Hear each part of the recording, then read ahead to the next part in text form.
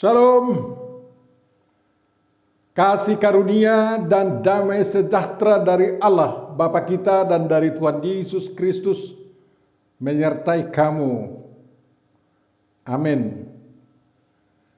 Firman yang akan kita renungkan di minggu ke-18 setelah Trinitas ini diambil dari Ibrani 2 ayat 1 sampai 4. Mari kita baca dan camkan apa yang dikatakan di sana. Karena itu harus lebih teliti kita memperhatikan apa yang telah kita dengar, supaya kita jangan hanyut di bawah arus.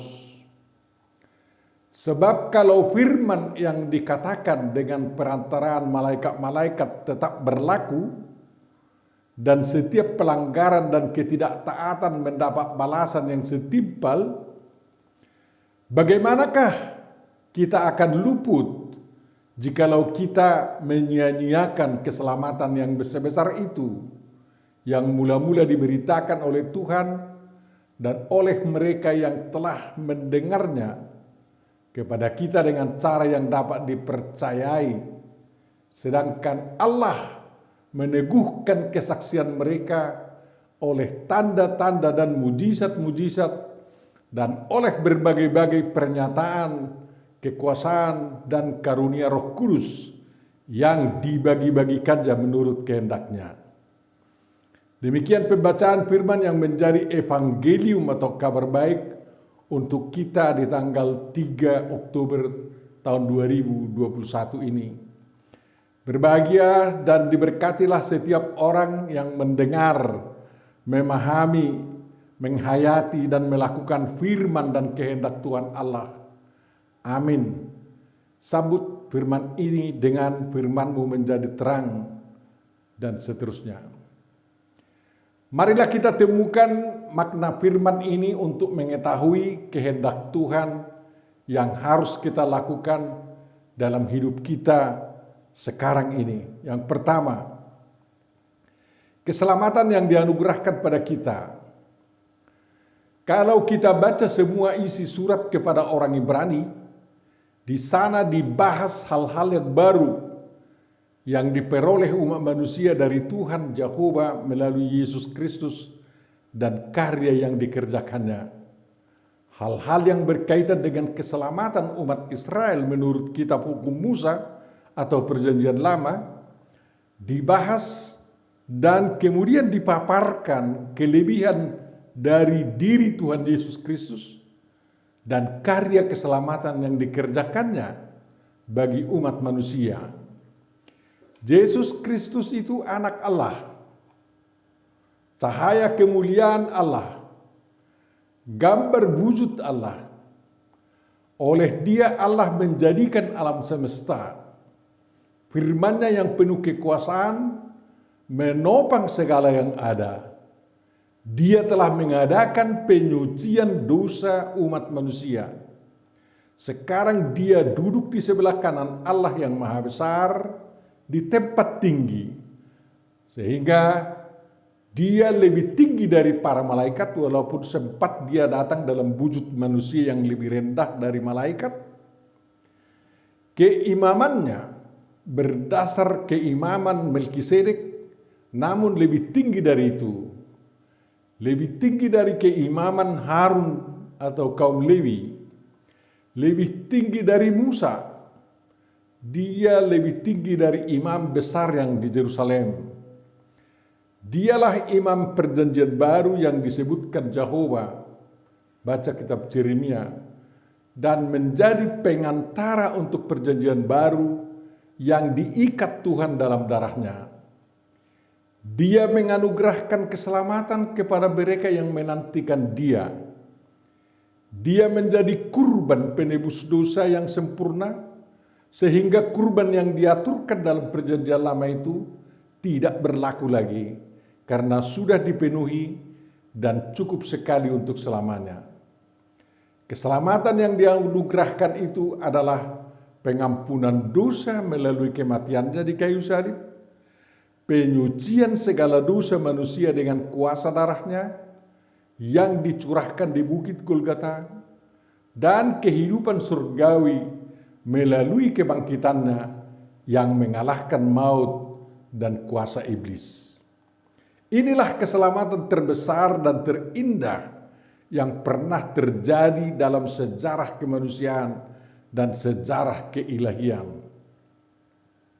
Keselamatan itu, keselamatan sola gratia dengan anugerah Tuhan semata-mata.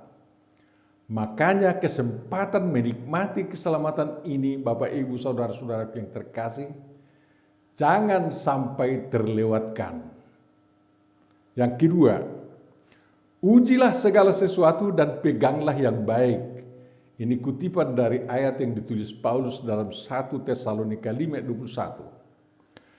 Penulis surah Ibrani mengajak kita semua untuk harus lebih teliti memperhatikan apa yang telah kita dengar. Tanpa penelitian untuk menemukan hal-hal yang lebih baik dari yang sudah ada, pasti kehidupan ini tidak akan lebih baik. Demikian juga dalam hal hidup beriman. Hidup beriman itu harus diisi dengan penelitian yang hasilnya benar-benar dapat dipertanggungjawabkan. Tidak boleh asal mengimani Tuhan itu begitu saja. Penelitian merupakan pekerjaan menguji segala sesuatu. Ujilah apa yang berkenan kepada Tuhan, kata Paulus lagi dalam Efesus 5:10.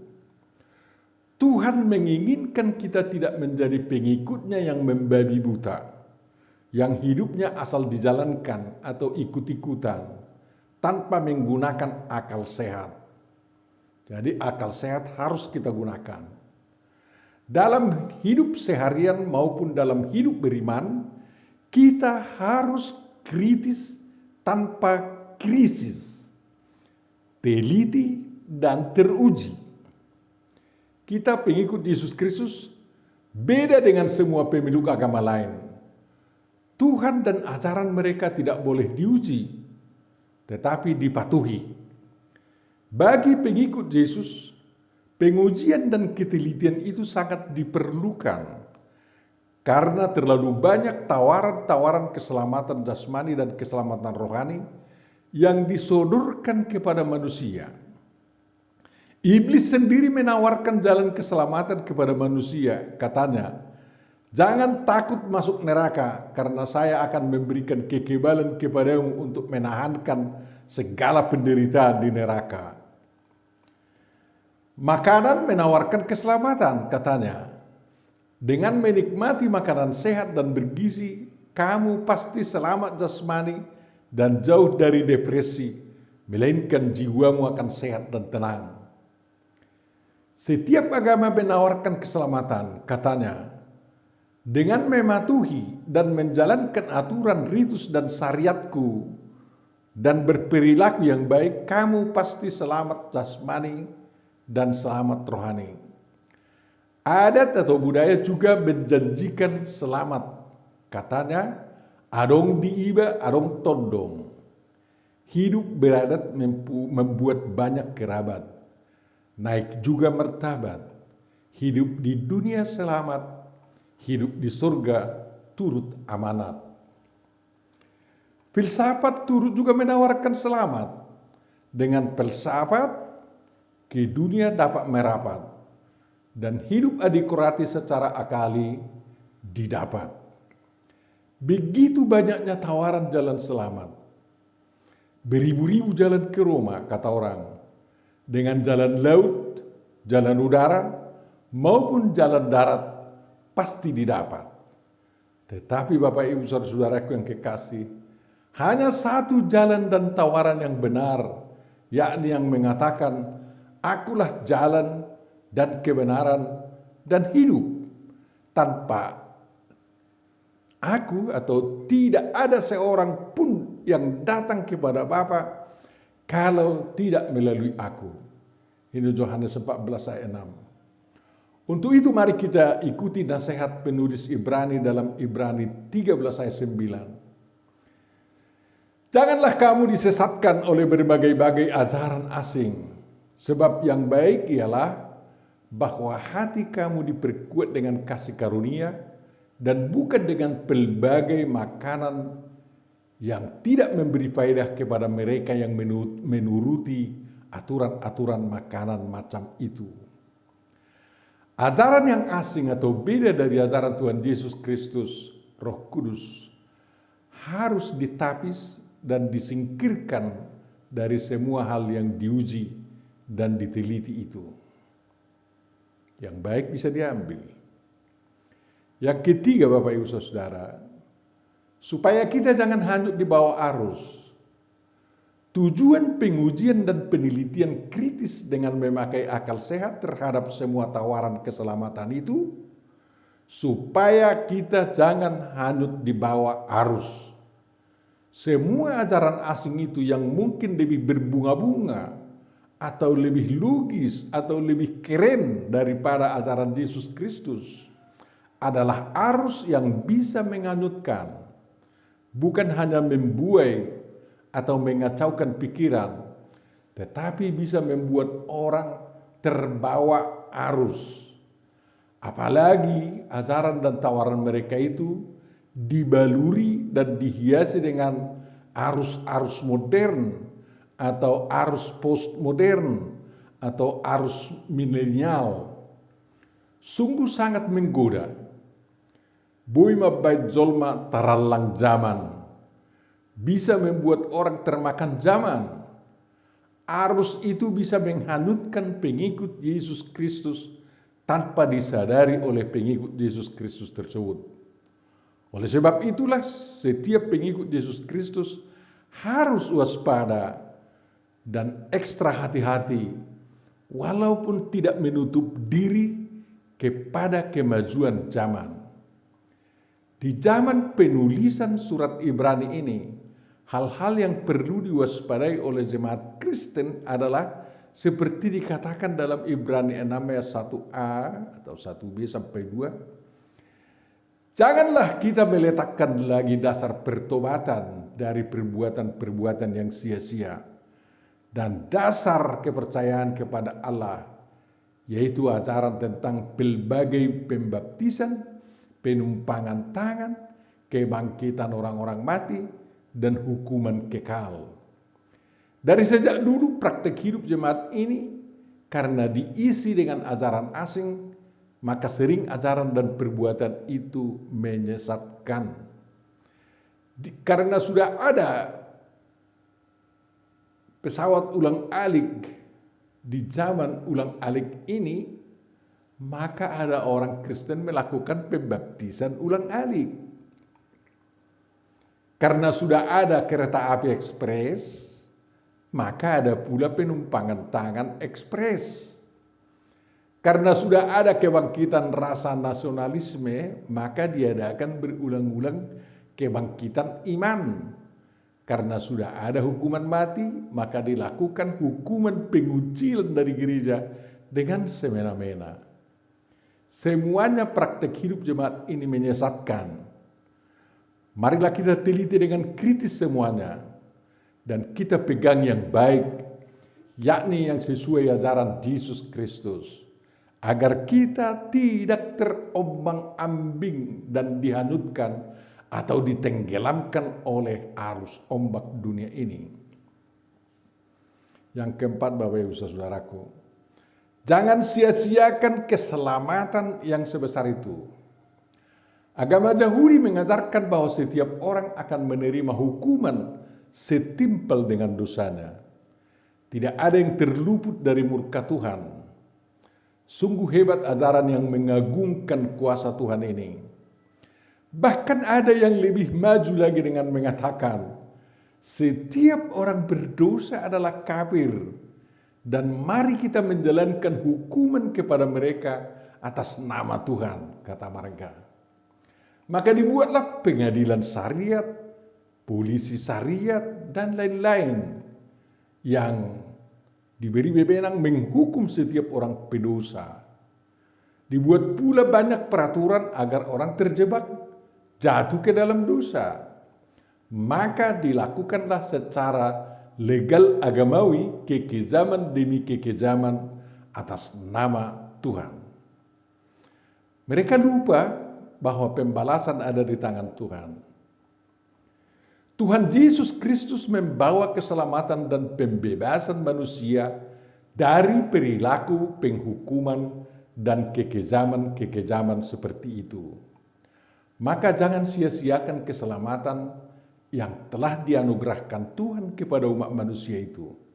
Hiduplah dengan anugerah itu. Yang kelima, Bapak Ibu, kebenaran ajaran Tuhan Yesus Kristus teruji. Kebenaran ajaran Tuhan Yesus Kristus itu langsung diajarkannya sewaktu dia bekerja sebagai manusia di bumi, di daerah yang dikenal sebagai Israel Raya sekarang.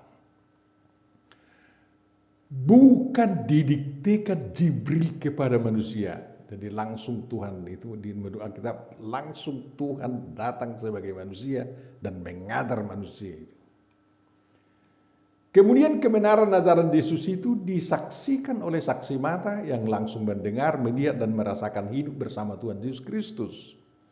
Lalu dilanjutkan dengan kesaksian itu oleh kesaksian para saksi iman dan para saksi kebenaran, yang semua pemberitaan mereka dapat dipercayai dan teruji kebenarannya. Tuhan Allah meneguhkan kebenaran ajaran Yesus Kristus yang diberitakan para muridnya selaku saksi mata dan oleh pengikut Yesus Kristus selaku saksi iman dan saksi kebenaran. Cara Tuhan meneguhkan kebenaran itu dengan tanda-tanda dan mujizat-mujizat dan oleh berbagai-bagai penyataan kekuasaan dan karunia Roh Kudus yang dibagi-bagikannya menurut kehendaknya. Setiap orang, Kristen dan non-Kristen, bebas mengkritisi kebenaran ajaran Yesus Kristus itu. Tidak seperti di agama lain, nabi maupun kitab suci mereka tidak boleh dikritisi sama sekali. Ternyata kebenaran ajaran Yesus Kristus masih relevan dan aktual untuk menyelamatkan dunia ini dari kehancuran. Ajaran Yesus Kristus masih relevan dan aktual untuk membangun perdamaian, kerukunan, dan kesejahteraan umat manusia sejagat, senegara, atau sekampung maupun sekeluarga. Sekali lagi, saya mengajak Bapak Ibu saudara-saudariku yang terkasih untuk menikmati keselamatan yang dianugerahkan oleh Tuhan Jehovah Elohim, Yesus Kristus Roh Kudus, Tuhan kita yang Maha Esa itu. Amin. Sambut dengan firman-Mu, berkatilah kekal dalam hidupku dan seterusnya. Mari kita berdoa. Bapa Surgawi, Tuhan kami yang Maha Pengasih dan Maha Penyayang, Engkau telah memberikan keselamatan sola gratia kepada kami seluruh umat-Mu. Ajari kami Tuhan untuk menikmatinya dalam kehidupan ini, sehingga keselamatan yang Engkau anugerahkan itu tidak menjadi sia-sia. Kiranya juga Roh Kudus-Mu mengetuk hati orang-orang yang masih menolak keselamatan daripada-Mu, agar mereka ikut berbahagia karena menyambut keselamatan itu. Karena mereka dalam menyambutnya tidak mengalami kerugian apapun, karena Engkau memberikan sola gratia atau secara gratis keselamatan yang telah Kau kerjakan itu. Oleh karena itu Bapa, kami mohon juga keselamatan anugerahkanlah kepada semua orang yang menderita penyakit akibat COVID-19. Mereka mohon disehatkan, dan kalau ada yang harus meninggal Tuhan, yang tidak kami inginkan sebenarnya mereka meninggal, kiranya keselamatan juga Engkau anugerahkan bagi mereka, agar mereka mendapat tempat yang luar biasa di surga yang telah Kau sediakan itu bagi orang-orang yang selamat. Ampuni dosa kami Tuhan, sempurnakanlah doa kami ini, dan kabulkanlah itu di dalam kasih-Mu, karena kami mohon dalam Yesus Kristus Tuhan dan Juru Selamat kami. Amin.